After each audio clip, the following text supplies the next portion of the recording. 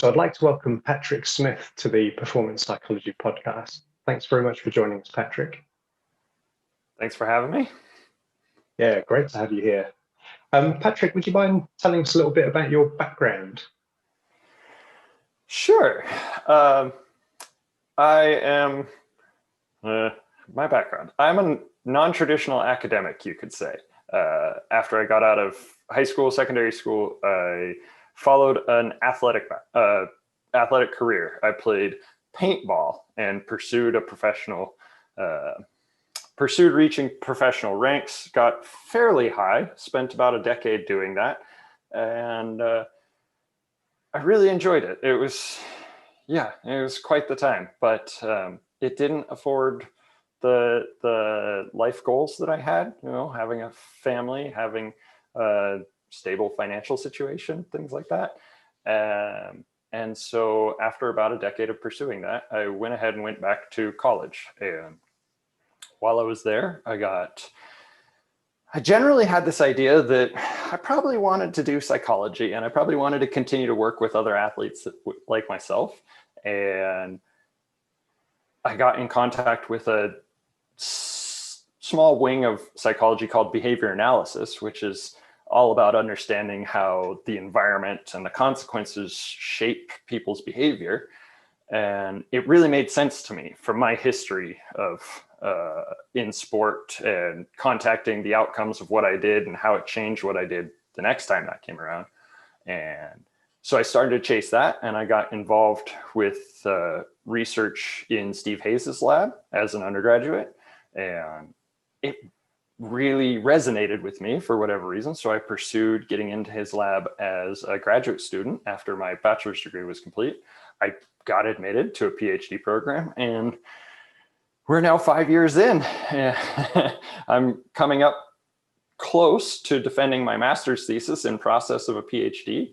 And I'm still chasing the working with athletes and working with how consequences shape our performance behavior. And yeah, so that's all led to today. So I was really keen partly to have you on the podcast, obviously to kind of tap into your experience. It's amazingly familiar to me, actually, when you talk about, 10 years in elite sport. I myself had a kind of in a golfing situation. I'd like to think it was elite, but maybe others would would argue with that. But certainly from a point of view of then kind of changing that route and going into more of a coaching role, and starting to kind of delve into the psychology, that feels very familiar. Not to a master's and PhD level, but certainly feels like a familiar kind of path that you've walked. Would you mind telling us a little bit about your masters? Because in our pre-talk, obviously, this is one of the interesting things. It's to do with golf, right? Right. So kind of the overarching theme of my interest in research has been, how do we systematically affect performance behavior, especially sport performance behavior. And as I've explored different possible research directions, a couple challenges came through as we need to have something as far as research experimentation stuff goes. We need to have a task that we don't have to locate people around the world that are so specialized they're the only ones that can do it. We need to have a task that's simple enough that the challenge of the task doesn't interfere with any kind of small effects. And it also needs to be something that people can understand a little bit, because if we go too basic research wise, if we're talking about rats in a maze and we say, oh yeah, this rat ran faster than that rat, most people are going to be like, yeah, but what does that have to do with my golf or my tennis or my skiing or whatever? And so, yeah, with these kind of constraints, as I was looking around, I noticed that golf works really well, and specifically golf putting. And so we set up an experiment around this idea that a fairly, and this feels like a euphemism, simple task like a 6-foot golf putt might actually be sensitive to a fairly simple intervention, like a written sheet of instructions. And so my master's thesis is exactly that. We recruited over 100 people to attempt a 6-foot golf putt, and the same exact one over and over and over again. To one, see if they get better just by doing it, and two, see if their improvement is impacted by a set of instructions that we gave them. And we randomized them across a couple of groups. There were 2 different types of instructions, but then we also broke down the instructional groups by what's called a multiple baseline. Some people attempted 30 putts, some people attempted 50 putts, some people attempted 70 putts. And then they'd get their instruction, and then they'd make the same number of attempts afterwards. And by breaking it into a multiple baseline, we're able to kind of filter out effects due to just learning by doing and effects due to fatigue. You do it over and over again. After a while, you're going to get tired. Yeah, you get sore back, and yeah, you get a sore back. Your mind kind of wanders. Yeah. And so these what were the instructions? So the instructions were like your stock standard how to putt instructions, how to hold the club, how to swing the club, where to put the ball. Okay, they followed the theme of controlling your effort and controlling your attempt, and extended into controlling your thoughts and feelings and emotions. You might come across this, you might have experienced this in your own career, where somebody came to you and said, yeah, just don't have that thought, or set that thought to the side. Okay. And the other version of the instructions was along the theme of noticing and connecting it to the outcome. Okay. And it didn't mean that it didn't at any time suggest they had to control. They just had to see, how does your grip impact the roll of the ball? How did the force do it? How did your breathing do it? How do your thoughts and feelings interact with the putt outcome? And so these were the 2 types of instructions, and we called them focus points for putting. There were roughly 5 really short descriptions. And yeah, people were randomized to either one to see if their putting improved at different rates. Yeah, I mean, that sounds, the second half of the instruction sounds particularly familiar to me if I'm coaching juniors, for instance, because they're almost, a bit of a blank sheet. So then they don't necessarily have any expectations of what a coaching session should look like. So I can kind of let them lead the session almost, and just, as you said, through noticing. Yeah, interesting. So what were the outcomes of the study? So unfortunately, I can't tell you the total outcomes yet, because I'm still in the process of coding. We ended up, due to COVID-19, this whole experiment was approved a week before the US went into lockdown. And it was originally approved for face-to-face in person. And that didn't work. Obviously, we couldn't be in person. And so we had to make adjustments to remote participation. And we had to adjust how we recruited participants and how we ran them and everything, and collected data. So data collection ended up taking much longer than expected. We finished data collection in early October. And since then, we've been taking all these videos that people took of themselves putting, and we've been converting them into analyzable data. And I'm actually probably going to finish converting into analyzable data today. I was hoping to get it done before we came on here, but yeah, unfortunately, 9,000 putts worth of coding takes a little bit of time.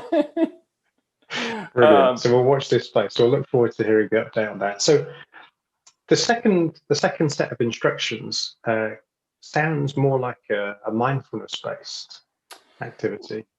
Yeah. And, so go ahead. This is a term that kind of it's been around in sport for a little while now, and almost like the snowball of popularity has grown and grown over the last 10, 12 years especially. And there are a couple of very high level golfers who have spoken about it and opened up about it in a little bit more length.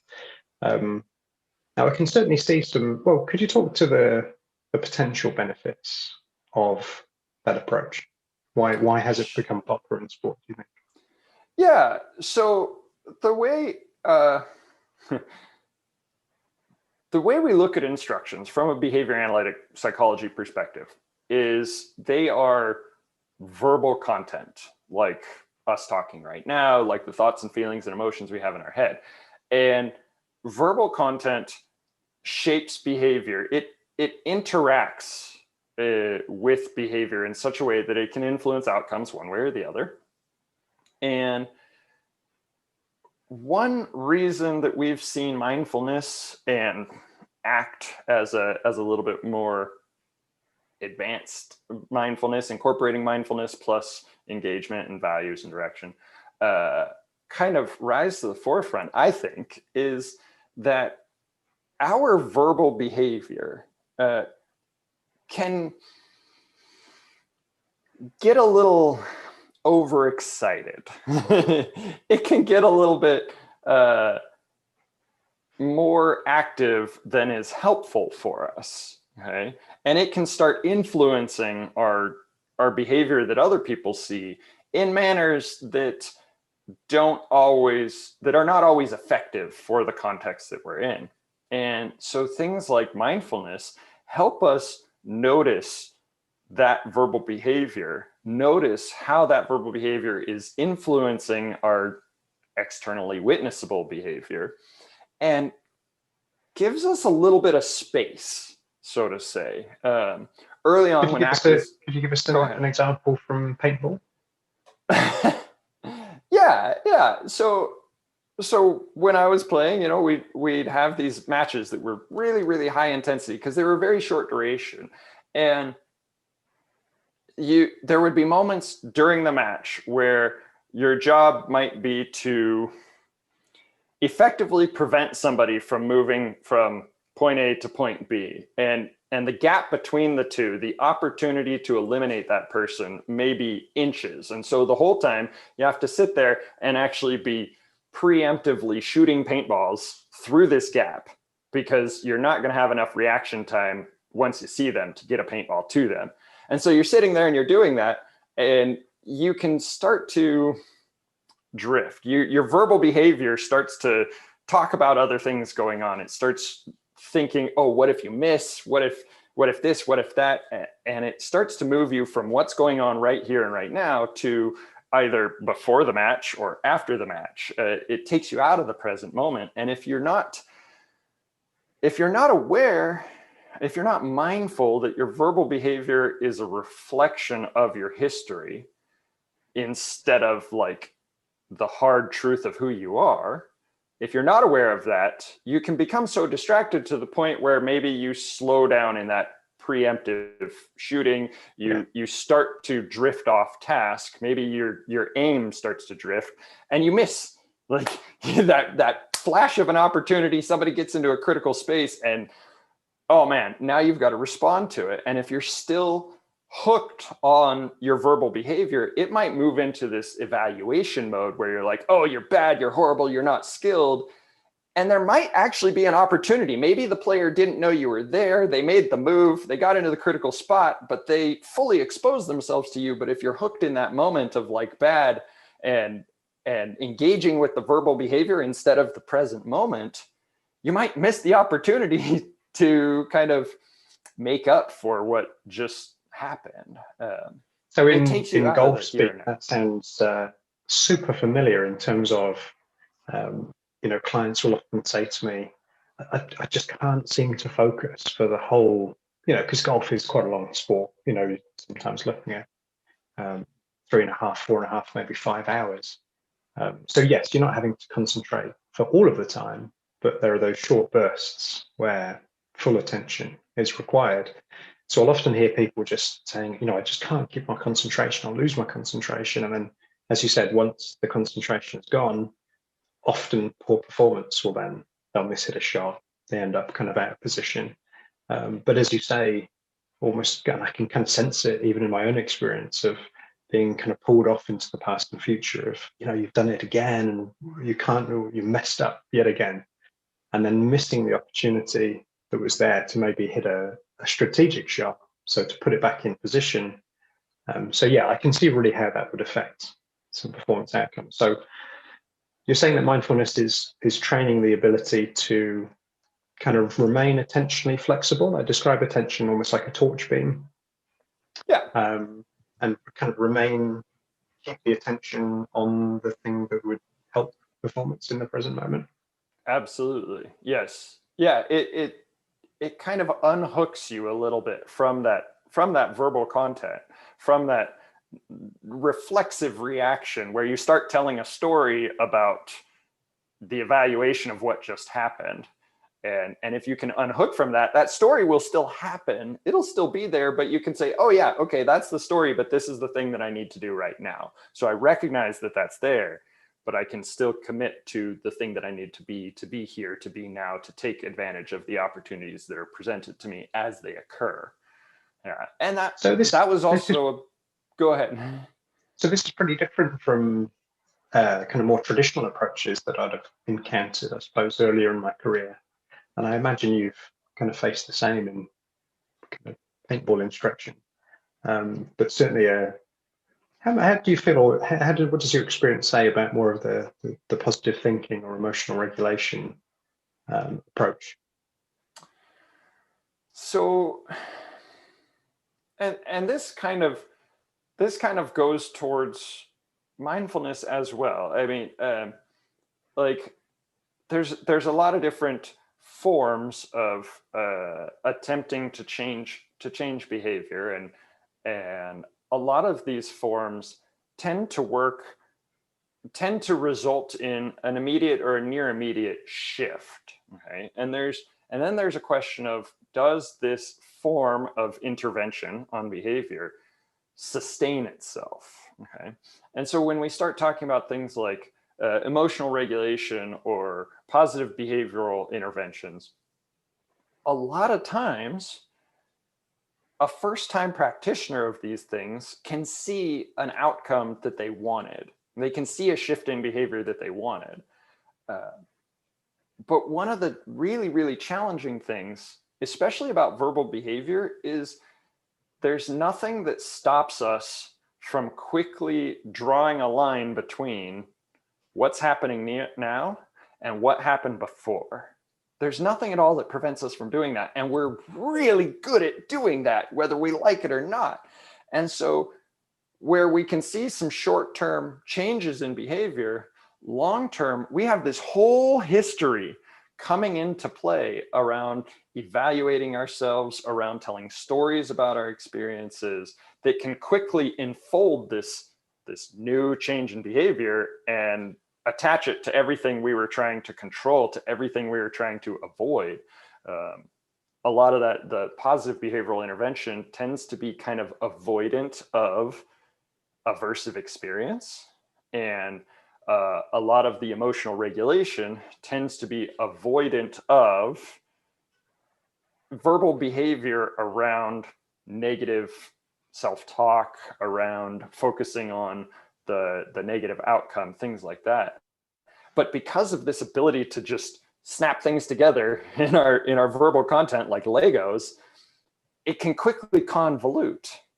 And where we saw short-term changes towards what we were trying to achieve, long-term, it doesn't tend to sustain very much. And in psychology, we talk about this as the white bear effect, the ironic backlash. And so when we get could a positive thinking approach, for instance, not necessarily picking on that just by itself, but could it almost be having like a kind of like a similar effect to taking a drug, where you get this kind of short-term hit, and then the next time you try it, it doesn't work quite so well, then you're starting to compare it to the first time, and then it's almost like you have to do it more and more and more to get less, and you get less outcome. Yeah, you could make that metaphor. You could say that the danger of coming up with metaphors on the fly. I do not want to naysay psychopharmacology, because there are individuals who have seen significant improvement in their life conditions because of psychopharmacology combined with psychological intervention. But yes, the analogy of like building a tolerance or becoming adapted to is kind of apt.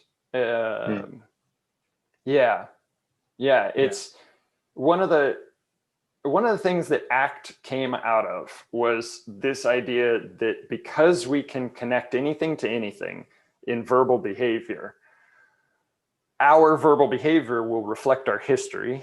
It will elaborate, make many elaborate connections to our history, and it will always make it so that any element of our history can be only 1 or 2 steps away. Have you ever heard of like the 7 degrees of Kevin Bacon? Yes. Where you can connect anybody to Kevin Bacon by no more than 7 degrees. Well, there's effectively like 2 degrees of verbal behavior. You can, when we start talking about ourselves, when we start evaluating our experience and we start narrating our experience, what ACT calls like self as content, it doesn't take long before the thing that used to elicit positive behavioral outcomes is only 1 step away from that historical evaluative. Now it's eliciting the same responses that you were trying to get rid of before. And that's where mindfulness starts to help, in that it gives us distance to notice those responses being elicited.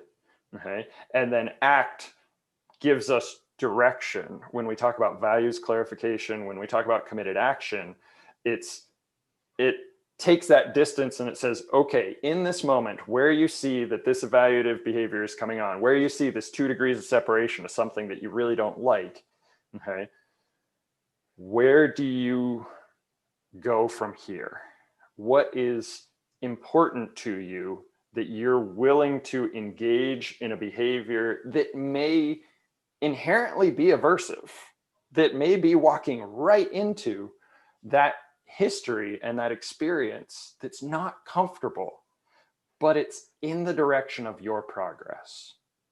So just from a performance point of view, I was thinking that, this could be, maybe in layman's speak, a situation where, golfers gets into a position where they've got good performance kind of happening and they've got a chance of winning. They can sense kind of the finish line is close. And that starts to get uncomfortable. They start to get adrenaline. They start to get this history of failure in these kind of positions coming up. So what you're saying with more of a mindfulness approach is that rather than kind of getting in and trying to really change and saying, well, actually, I'm, almost getting into a tug of war with your history.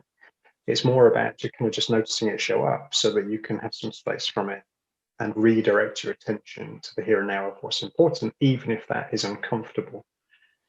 And I suppose from a golfer's point of view, it might be that you just need to take a little bit more time, and be uncomfortable for a bit longer and swing slower, because your mind is telling you just to speed up and get it over with, which invariably changes rhythm and tempo. And normally bad shots kind of, I'm just speaking from experience, right? Yeah, I've had very similar experiences in paintball and triathlon and in racing in general. Like, yeah, you start to get toward where the finish line is right there, and the win, the congratulations, the everything, and suddenly you're there and not here, or you're there and not here. And so your decisions, your actions here are reflective of responding to the then and there, or the then and there, and they might not be very effective behaviors for here and now. And what other people see is, a meltdown, maybe. Okay. That's a really interesting word, because I think it might be useful just to discuss one of the most prominent golfers who is kind of being quite open about the things they're doing in the background is Rory Mcilroy. And some of his performances recently have been described as a meltdown. Now, it's interesting how he's been on this mindfulness kind of journey for a good few years now. And I'm just a little concerned when I hear some of the interviews and when I see some of the transcripts of interviews with him about the things he's saying. I've actually got a quote here, so I'm just going to read it out. So this is Rory Mcilroy from last year. And he said, I'm trying to get to a point, he's talking about his mindfulness training or meditation. I'm trying to get to a point where all the thoughts that I try to have are all subconscious and natural. Do you feel, I get a little nervous when I'm hearing that, because I sense there might be that doesn't necessarily align with what we're discussing here. Is there a potential misuse going on? Obviously, we haven't got all the facts, but. Right. Yeah. So now we're sitting in the lawn chair speculation mode. Yes. and all respect to Mr. McElroy. Yeah. Yes, exactly. The Or have you seen, can I put this a different way? Have you seen evidence of this practice being misused within sport? Yes. The short answer is very much so. When we're talking about mindfulness, we're talking about a practice that has been developed over millennia in one cultural area, one geographic and cultural area, and then has been appropriated in the last maybe century or less into another geography and another culture, and in the last decade or two has been just hit with steroids and hit the pop media such that nuance is lost and elements may be magnified that are in no way representative of the millennia of development before. And something that came to mind as you were reading this quote was, there's a metaphor used about mindfulness in the monkey brain. The idea, what I've been referring to as our verbal behavior, as being this like primal kind of simian chatter in the brain that's generating all these thoughts and feelings, and it's nonstop. We carry our monkey brain with us everywhere. And this metaphor has been used in mindfulness as like, as we get better with the skill, because that's what mindfulness is. It's a skill that needs to be practiced and improved. As we get better with the skill, the monkey brain starts to slow and quiet. Okay. As we stop responding to that chatter, as we start generating distance, the chatter slows down. Okay. And what rises to the surface in that vacuum tend to be more flexible, responsive, constructive outcomes. So your attentional torch beam isn't so likely to kind of be pulled kind of around. It's a little bit more in your control. Right. Yeah. Yeah. We have a little bit more control. We can widen it. We can narrow it. We can do whatever is needed for the context of the moment, the here and now. Okay. And we can do that. People, that's massive. Yeah. Yeah. And we can do that with that metaphorical monkey chatter still going on and still noticing it. Okay. And so mindfulness uses this metaphor, and it quickly gets convoluted in the process of becoming popular and becoming just everybody doing it on this much information to stereotypes of control. All right. And so we may be seeing reflections of that in this quote, in that practitioners are responding to mindfulness, the skill, as an avenue towards control of the monkey chatter. Yeah. Okay. And at that point, it's a question of whether the description of control is accurate to the attempts of control, or whether it's just a common language usage. But yeah. Well, what I have noticed, I mean, the main event that he's been, trying to win, feels like forever now, for at least 10 years, maybe a little bit more, is the Masters, which is the big one, obviously in Augusta. And there's been a real change in his language and demeanor over the last few years, particularly, where he's become more, he obviously desperately, it's been his dream to win this tournament since he was very young. And he openly kind of stated those goals, when he first came on the scene. And there's been a real change in his demeanor of, and again, it sounds harsh to kind of single him out for this, but it's just such an obvious example, that he's almost now kind of shrugging his shoulders and saying, well, there's always next year. But every year that comes, he's always like, well, there's always next year. So, I'm not going to beat myself up about it. I've had it. So he'll either kind of almost sabotage himself in the first round and just, have a stinker in the first round, or he'll get into a position to win and then just completely throw it away. And I'm just concerned that there's a misuse going on, that he's kind of using it in a way to try and self-soothe and almost use it in a way as like an emotional regulation technique. Of it's becoming almost like, well, I don't really care. There are more important things in life. Whereas actually, as you say, with the acceptance commitment therapy, an added part of not just having these attentional skills, but also having these things about moving you towards what's important to you, is actually, it almost feels like he's moving away from them because he's saying, well, they don't really matter. Is that, do you feel that's accurate? Again, being in the benchtop driving position of speculation, it's it's pulling hard you in to kicking and screaming. For a short time, I used to do well, in any of the sports that I ever did, there was always the Monday morning chatter about like what other people did, and so it feels kind of like that. But in this context, there is entirely the possibility that, as you said, it's taken a position of emotional regulation, a function of emotional regulation, a function of self-soothing, and that's entirely reasonable to expect.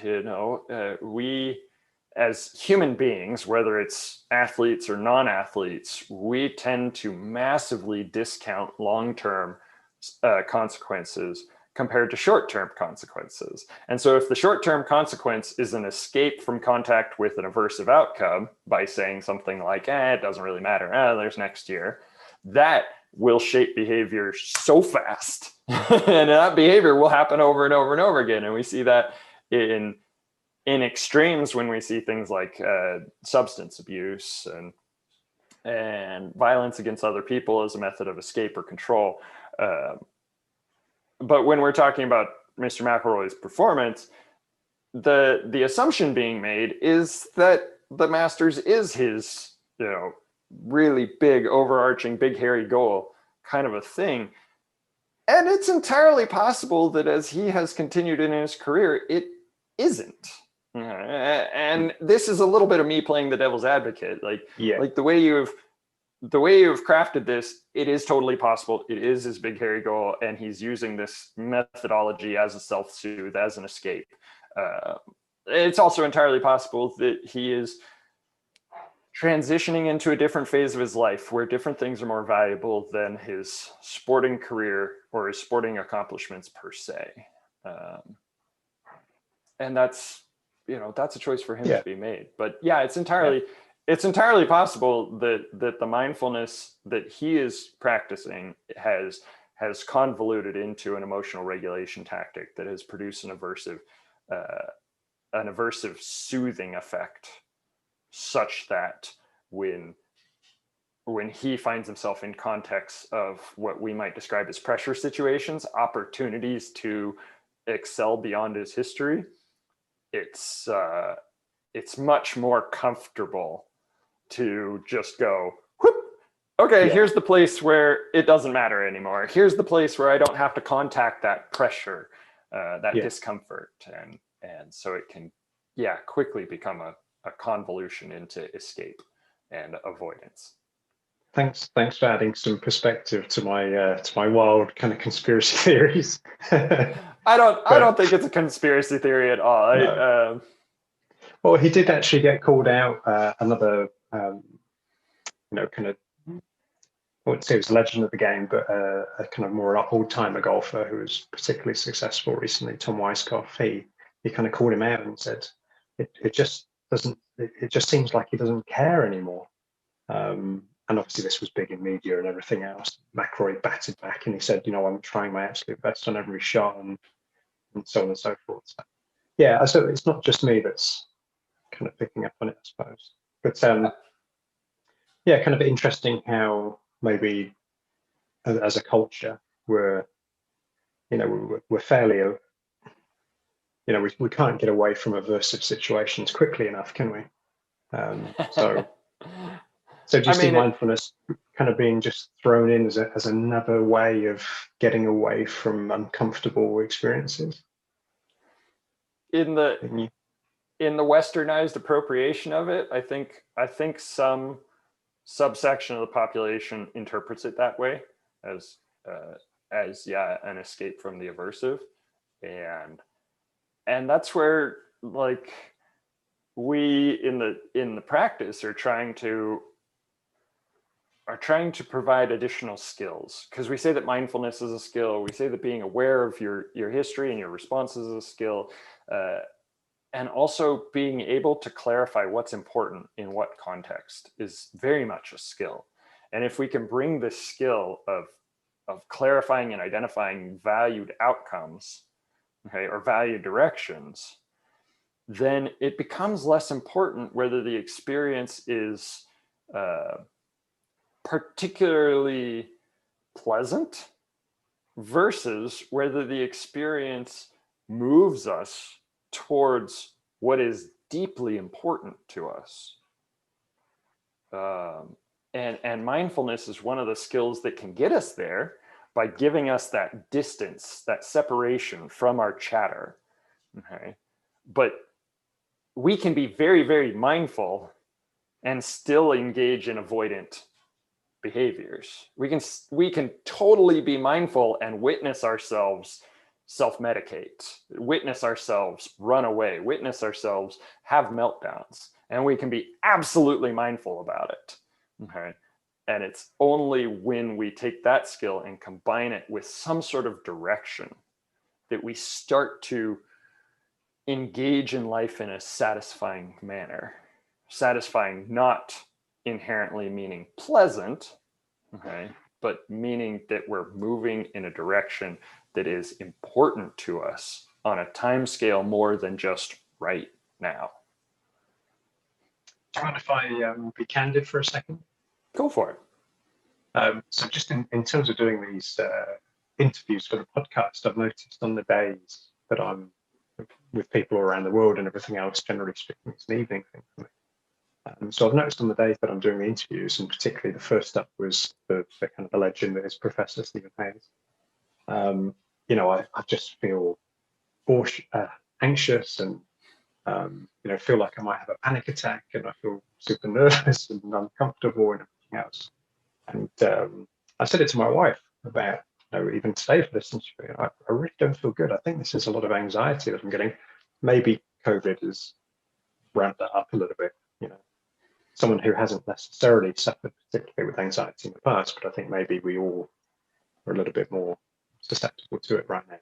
But anyway, and she said, well, if you feel that way, why don't you just not do it? Why don't you just not do these things? Because then you won't feel that. And what I did get a sense of was the monkey chatter actually, in a funny old way, helping me out for once. It doesn't normally, but this time it kind of did. And it was just a response of, doing these things and helping people out in terms of maybe a little bit more useful information for them is really important to me. And that definitely had a feel of, you know what, I can kind of carry these things, but I can keep going.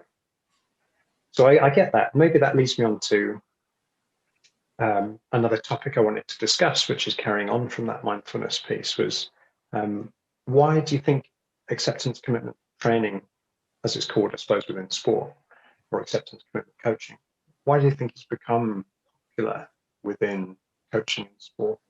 What is it that it's kind of adding that wasn't there before? I think it's along those lines of what we've just been discussing, of we can be mindful and avoidant. Right? We can be positive and avoidant. We can be really happy and doing really destructive things, and we can be like full bore, totally engaged in control efforts, emotional regulation efforts, and be absolutely miserable. And I think individuals who have walked through these different things find something missing, And at least in this moment, it seems that the skills that ACT is founded on, noticing, having a little bit of distance, and identifying directions and committing to those directions, seems to fill the gap. It seems to help people move in a direction that's important to them, such that they can start building a history of valued choices. And that begins to counterbalance the previous history. People don't come to ACT because everything's going amazing. People don't come to mindfulness or positive behavioral or emotional regulation because their life is awesome. They're coming because they have this history that they're reflecting on as like, something's not working. And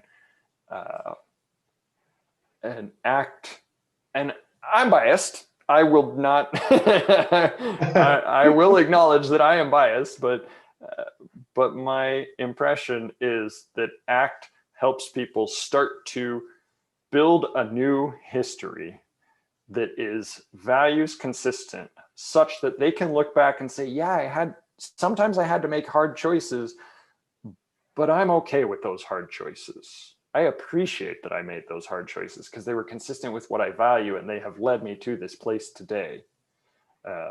Very similar to what you were just sharing of like, you had an opportunity to just say, whoop, I think I'm going to avoid this aversive experience. And in that moment, you said, I am having an aversive experience, but there's something about that chatter that's going on that says this is important to me. And so I'm going to engage with it, but I'm going to engage with it at the level of something's important. Let's keep going in this important direction. And that's something that's something that we use with athletes and with other individuals in ACT of like, the verbal behavior reflecting our history is reflecting that things are important. Okay? Just like when it comes to social media or anything where people are commenting because there's something of value to them, even if their comments are kind of nasty. Okay? Our verbal behavior, even if it's nasty, even if it's negative evaluations, even if it's uncomfortable, it's there because there's something in there that's important to us. We might be saying, oh, you're going to fail, you should quit, because it's really meaningful if we do something different in that situation. Okay? And so pivoting from having that verbal behavior and hooking to it and responding to it in this escape avoidant kind of manner to having that verbal behavior, noticing that it's indicating there's something important going on here, and moving in that important direction, even if that verbal behavior continues as an aversive experience. That's where we can start to draw value from that monkey chatter, as you described in your experience this morning. You began to transform it into something valuable and useful, a guiding light almost. So those uncomfortable experiences, if we take the time to look at them a bit more closely, can actually end up becoming a guide to, or a bit of a clue that there's something in those experiences that is important to us. Yeah. So, I mean, classically, I might have people come to me kind of on the verge of, of wanting to give up because their performances have been so poor, and they're kind of, the number of times I've had golfers come to me and say, this is last chance saloon. If you can't, almost kind of throwing the challenge down to me, saying, if you can't help me out, then I'm just going to give up altogether. And having had some conversations with more of an ACT approach with them, they start to get a sense of actually there's something about the game that appeals to them on a deeper level than just results and performance. And the irony is, as they start to recognize that there are other aspects of, it could just be competitiveness, it could be the social aspects, it could be the challenge. They enjoy developing and nurturing their competencies. But as soon as they start to let go of some of the evaluation of performance, and start to connect a little bit more with why they play and why they enjoy it in the first place, that their performances increase, their performances get better, which is the great kind of irony to it. But yeah, I mean, certainly having experienced it for the last 7 or 8 years myself, I can see, as you said, I know that obviously there's some bias, but the data certainly stands for itself and shows that ACT is becoming a very effective intervention.